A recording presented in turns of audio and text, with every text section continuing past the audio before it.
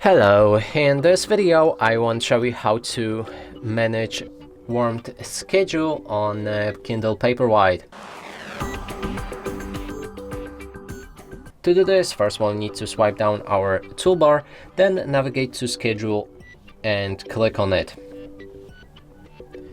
Right here you'll be able to enable or disable warmth schedule. When it's enabled, we can adjust the settings like manual change warmth at the chosen time. You can set it from 2 and also adjust the warmth during that time with the slider.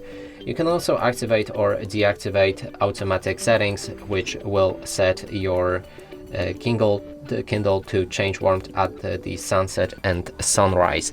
And that's it for this video. Hope you like it. Please consider subscribing to our channel, leave a like and a comment below.